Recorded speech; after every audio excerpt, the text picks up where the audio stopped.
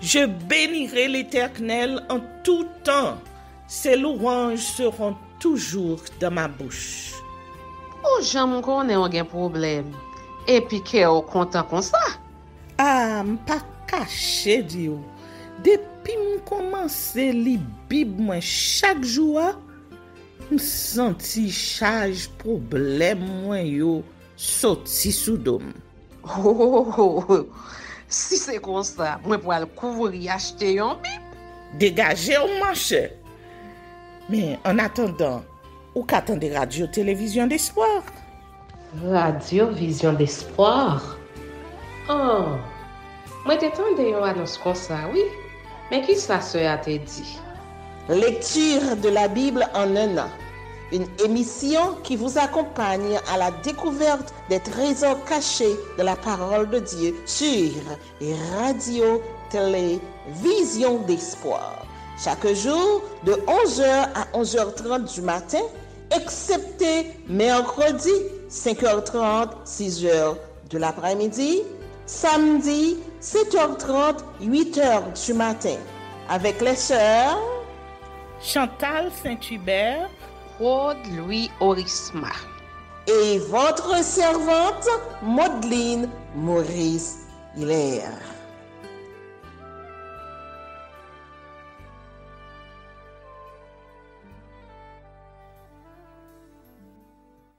Saint-Esprit de Dieu, fais-nous la grâce de jouir de ta présence durant cette lecture qui enseigne, convainc, corrige, instruit et qui sauve. Au nom de Jésus. Amen.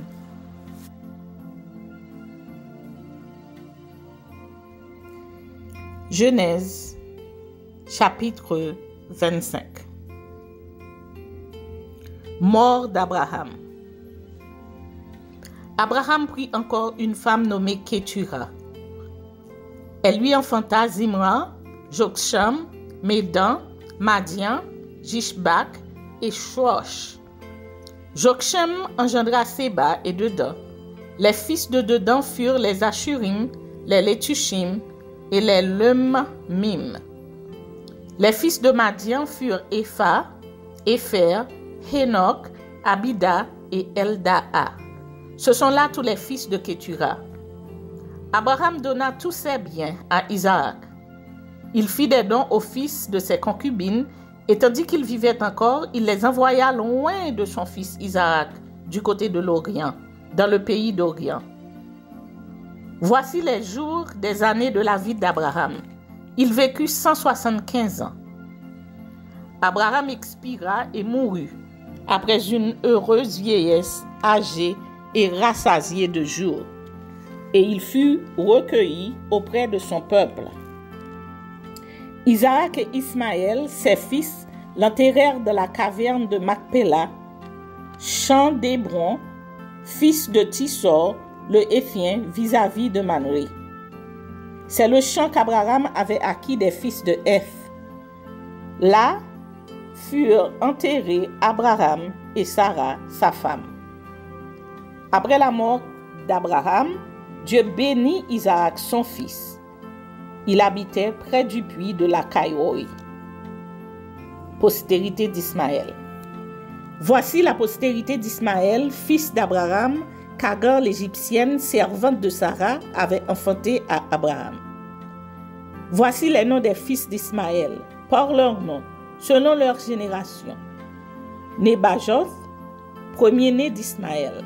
Kédar, Adbil, Mibsam, Mishma, Duma, Massa, Hadad, Tema, Jétur, Naphish et Kedma. Ce sont là les fils d'Ismaël. Ce sont là leurs noms selon leurs parcs et leurs enclos. Ils furent les 12 chefs de leur peuple. Et voici les années de la vie d'Ismaël, 137 ans. Il expira et mourut, et il fut recueilli auprès de son peuple. Ses fils habitèrent depuis Avila jusqu'à Shur, qui est en face de l'Égypte, en allant vers la Syrie. Il s'établit en présence de tous ses frères. Les deux fils d'Isaac, Ésaü et Jacob. Voici la postérité d'Isaac, fils d'Abraham. Abraham engendra Isaac. Isaac était âgé de 40 ans quand il prit pour femme Rebecca, fille de Bethuel, l'araméen, de Padan Aram et sœur de Laban, l'araméen. Isaac implora l'Éternel pour sa femme, car elle était stérile, et l'Éternel l'exauça. Rebecca, sa femme, devint enceinte. Les enfants se heurtèrent dans son sein, et elle dit, « S'il en est ainsi, pourquoi suis-je enceinte ?» Elle alla consulter l'Éternel. Et l'Éternel lui dit, « 2 nations sont dans ton ventre, et 2 peuples se sépareront au sortir de tes entrailles. Un de ces peuples sera plus fort que l'autre. Le plus grand sera assujetti au plus petit. » Les jours où elle devait accoucher s'accomplirent, et voici il y avait 2 jumeaux dans son ventre. Le premier sortit entièrement roux, comme un manteau de poil, et on lui donna le nom d'Ésaü. Ensuite sortit son frère, dont la main tenait le talon d'Ésaü, et on lui donna le nom de Jacob. Isaac était âgé de 60 ans lorsqu'ils naquirent. Ses enfants grandirent. Ésaü devint un habile chasseur, un homme des champs, mais Jacob fut un homme tranquille qui restait sous les tentes. Isaac aimait Ésaü parce qu'il mangeait du gibier, et Rebecca aimait Jacob. Comme Jacob faisait cuire un potage, Ésaü revint des champs, accablé de fatigue. Et Ésaü dit à Jacob, « Laisse-moi, je te prie, manger de ce roux-là, quand je suis fatigué. » C'est pour cela qu'on a donné à Ésaü le nom d'Édom. Jacob dit, « Vends-moi aujourd'hui ton doigt d'aînesse. » Ésaü répondit, « Voici, je m'en vais mourir. À quoi me sert ce doigt d'aînesse? » Et Jacob dit, « Jure-le-moi d'abord. » Il le lui jura, et il vendit son doigt d'aînesse à Jacob. Alors Jacob donna à Ésaü du pain et du potage de lentilles. Il mangea et but, puis se leva et s'en alla. C'est ainsi qu'Ésaü méprisa le droit d'aînesse.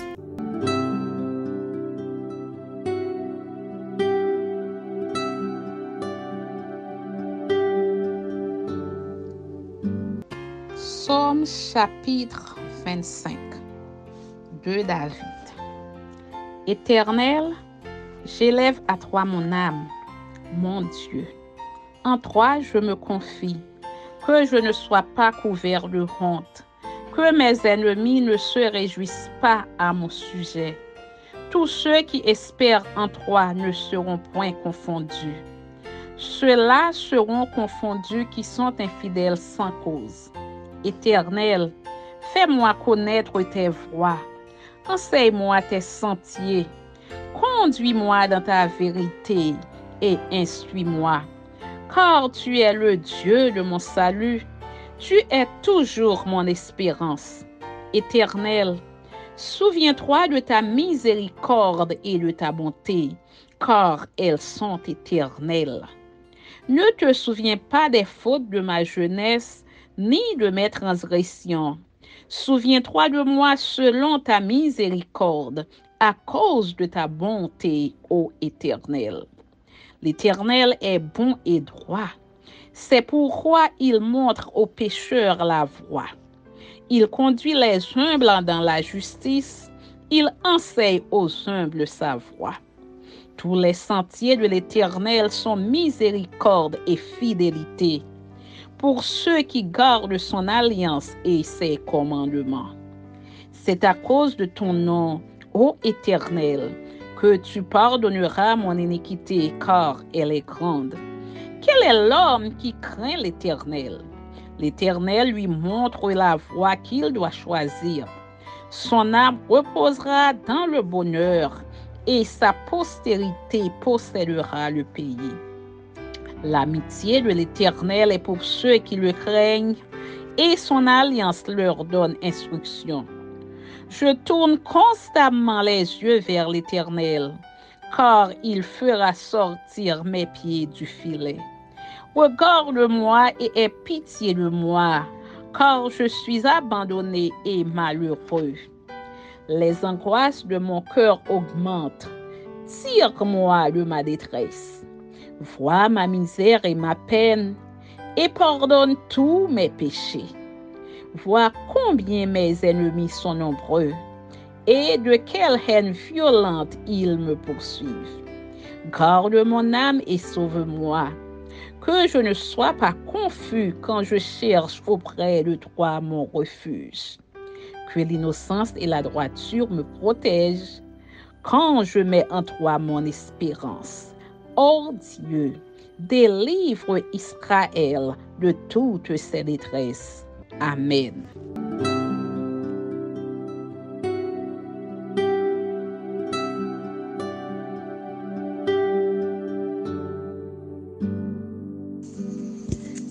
Matthieu chapitre 22.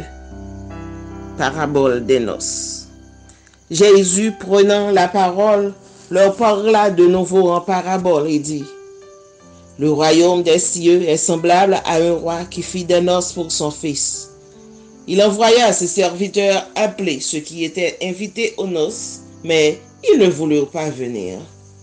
Il envoya encore d'autres serviteurs en disant: Dites aux conviés, voici, j'ai préparé mon festin, mes bœufs et mes bêtes grasses sont tués, tout est prêt, venez aux noces. Mais sans s'inquiéter de l'invitation, ils s'en allèrent, celui-ci à son champ, celui-là à son trafic, et les autres se saisirent des serviteurs, les outragèrent et les tuèrent. Le roi fut irrité, il envoya ses troupes, fit périr ses meurtriers et brûla leur ville.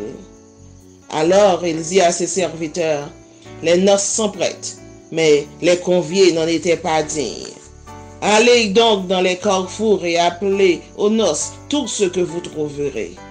Ses serviteurs allèrent dans les chemins, rassemblèrent tous ceux qu'ils trouvèrent, méchants et bons, et la salle des noces fut pleine de convives. Le roi entra pour voir ceux qui étaient à table, et il aperçut là un homme qui n'avait pas revêtu un habit de noces. Il lui dit: Mon ami, comment es-tu entré ici sans avoir un habit de noces? Cet homme eut la bouche fermée. Alors le roi dit aux serviteurs: Liez-lui les pieds et les mains et jetez-le dans les ténèbres du dehors, où il y aura des pleurs et des grincements de dents. Car il y a beaucoup d'appelés, mais peu d'élus. Question captieuse proposée à Jésus sur le tribut à César, la résurrection, le plus grand commandement. De qui le Christ est-il fils? Alors, les pharisiens allèrent se consulter sur les moyens de surprendre Jésus par ses propres paroles. Ils envoyèrent auprès de lui leurs disciples avec les Hérodiens qui dirent: Maître, nous savons que tu es vrai et que tu enseignes la voie de Dieu selon la vérité, sans t'inquiéter de personne, car tu ne regardes pas à l'apparence des hommes. Dis-nous donc ce qu'il t'en semble. Est-il permis ou non de payer le tribut à César? Jésus, connaissant leur méchanceté, répondit: Pourquoi me tentez-vous, hypocrite? Montrez-moi la monnaie avec laquelle on paie le tribut. Et ils lui présentèrent un denier. Il leur demanda: De qui sont cette effigie et cette inscription? De César, lui répondirent-ils. Alors il leur dit: Rendez donc à César ce qui est à César, et à Dieu ce qui est à Dieu. Étonnés de ce qu'ils entendaient, ils le quittèrent et s'en allèrent.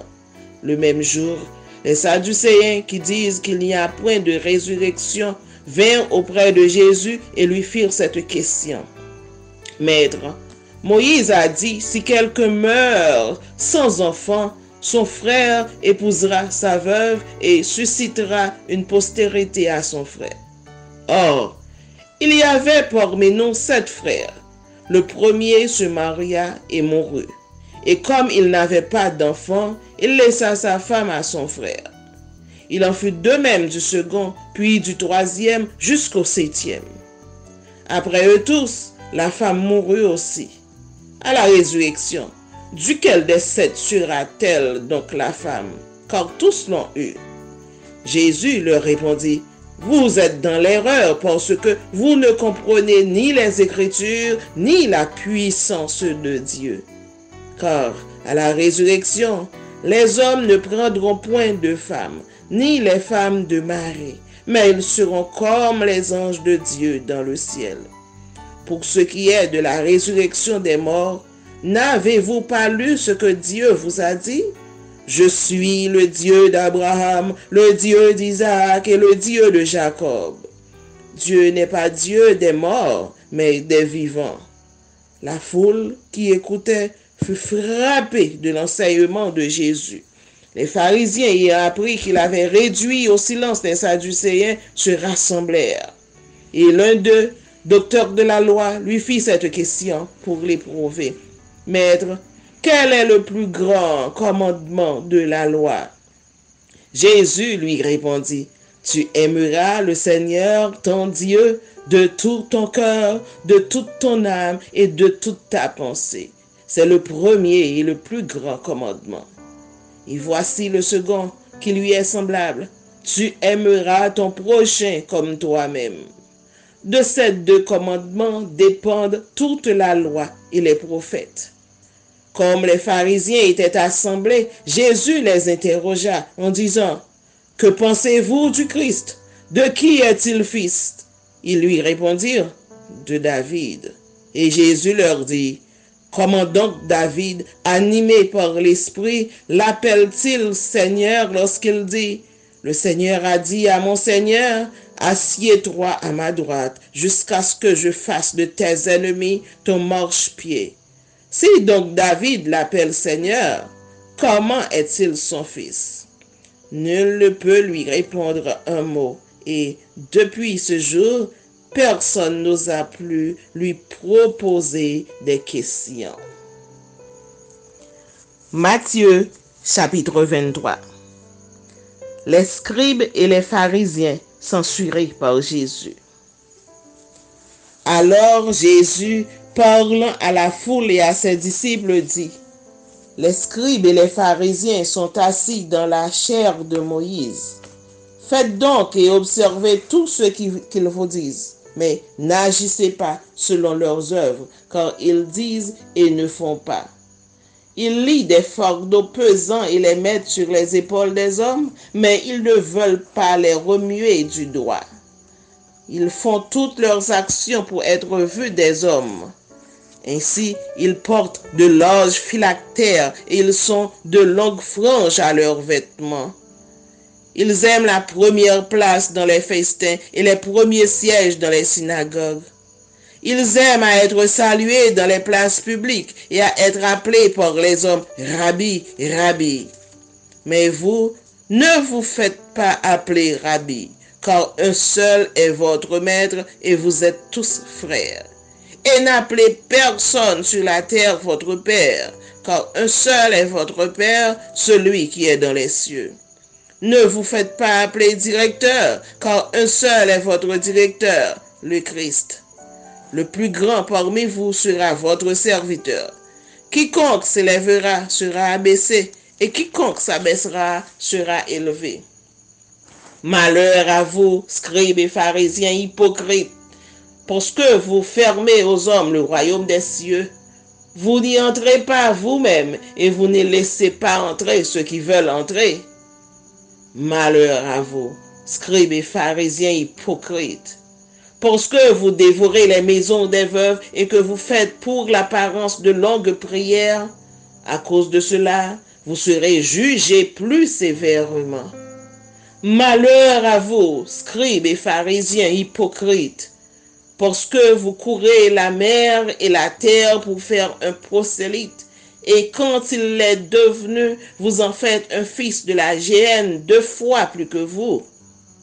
Malheur à vous, conducteurs aveugles, qui dites, si quelqu'un jure par le temple, ce n'est rien, mais si quelqu'un jure par l'or du temple, il est engagé. Insensé et aveugle, lequel est le plus grand, l'or ou le temple qui sanctifie l'or? Si quelqu'un Dites-vous encore, jure par l'autel, ce n'est rien. Mais si quelqu'un jure par l'offrande qui est sur l'autel, il est engagé. Aveugle.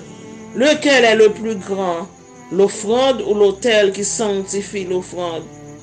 Celui qui jure par l'autel et par tout ce qui est dessus.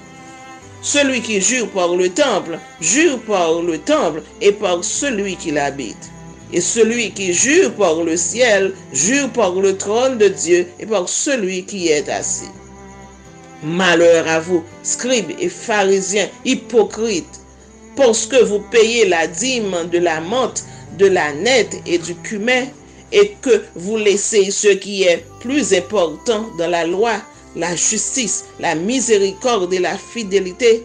C'est là ce qu'il fallait pratiquer sans négliger les autres choses. Conducteur aveugle, qui coulait le moucheron et qui avalait les chameaux, malheur à vous, scribes et pharisiens hypocrites, parce que vous nettoyez le dehors de la coupe et du plat, et qu'au-dedans, ils sont pleins de rapines et d'intempérance. Pharisiens aveugles, nettoie premièrement l'intérieur de la coupe et du plat, afin que l'extérieur aussi devienne net.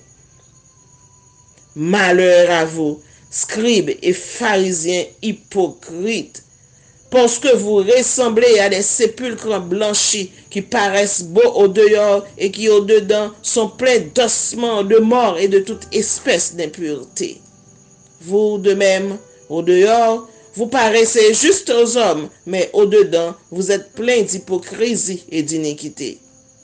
Malheur à vous, scribes et pharisiens hypocrites, parce que vous bâtissez les tombeaux des prophètes et ornez les sépulcres des justes, et que vous dites, si nous avions vécu du temps de nos pères, nous ne serions pas joints à eux pour répandre le sang des prophètes. Vous témoignez ainsi contre vous-même que vous êtes les fils de ceux qui ont tué les prophètes. Comblez donc la mesure de vos pères, serpents, race de vipères. Comment échapperez-vous au châtiment de la géhenne?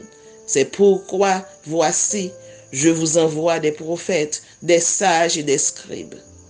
Vous tuerez et crucifierez les uns, vous battrez de verges les autres dans vos synagogues, et vous les persécuterez de ville en ville, afin que retombe sur vous tout le sang innocent répandu sur la terre, depuis le sang d'Abel le juste jusqu'au sang de Zacharie, fils de Barachi, que vous avez tué entre le temple et l'autel. Je vous le dis en vérité, tout cela retombera sur cette génération. Crime et châtiment de Jérusalem. Jérusalem, Jérusalem, qui tue les prophètes et qui lapide ceux qui te sont envoyés. Combien de fois ai-je voulu rassembler tes enfants comme une poule rassemble ses poussins sous ses ailes, et vous ne l'avez pas voulu. Voici, votre maison vous sera laissée déserte, car je vous le dis, vous ne me verrez plus désormais jusqu'à ce que vous disiez, béni soit celui qui vient au nom du Seigneur.